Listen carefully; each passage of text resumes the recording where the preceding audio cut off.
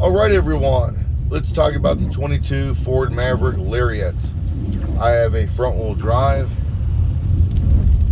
and as you can see, snowfall has landed in the Chicagoland area.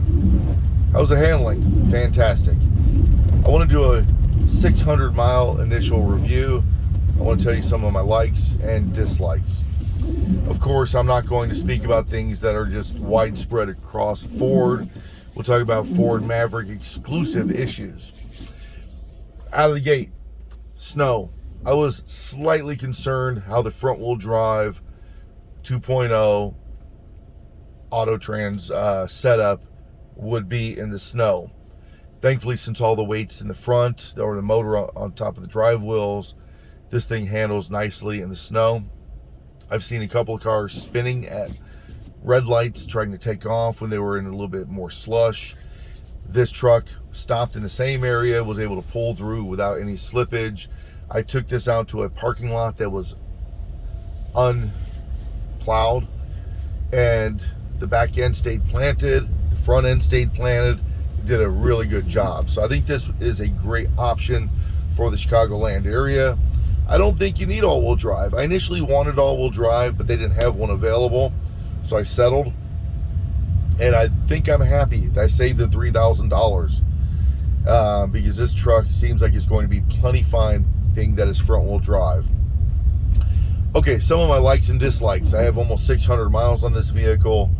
There are plenty of likes and dislikes. I'm only going to talk about specific things on the Maverick. I do love the 2.0 setup with this chassis. It's quick and peppy, but it also yields good fuel economy. I'm averaging 25 miles to the gallon, and I've done some spirited driving, a lot of city driving, and some freeway driving, and I'm happy with that. So I have 0 to 60 in 6 seconds. I can pass someone on the freeway if I want easily, and I still get good fuel economy. So that's the thing that I really love about this truck. I also love the interior. This milk chocolate interior is gorgeous with the dark blue and the gray accents. I also love the storage solutions. I mean, the front doors, each one can hold 3 of these. It's fantastic. They're binnacles and cubbies galore. So, all in all, just aesthetically and functionally, fantastic. So I love the performance, the fuel economy, and the interior aesthetic and functionality. What are my dislikes? Well, the dash is a bit reflective. On a certain time of the day, at a certain time of day, when the sun is at a certain elevation, the dash reflects and there's this glare. And I've solved it by just having a square piece of black cloth that I throw on the dash. Not a big deal.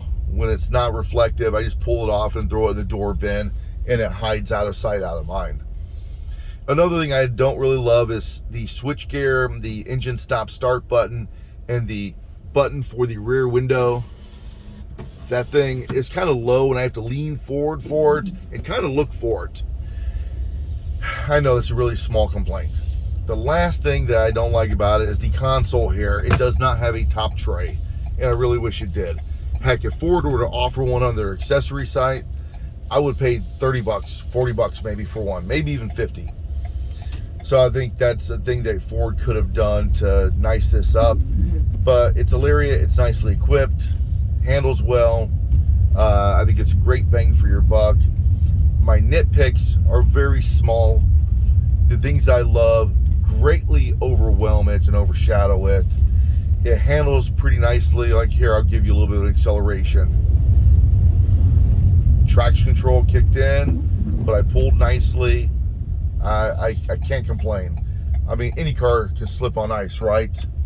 But this thing seems as sure-footed as my all-wheel drive Ford Escape that I had that I just recently traded in. So definitely check the Maverick out. I think you will be well pleased with it. Don't hesitate to consider the two-wheel drive. The two-wheel drive does a great job, and you'll save $3,000. I don't think you absolutely need the all-wheel drive setup. I hope you like this 500-mile review. Thanks for watching. God bless.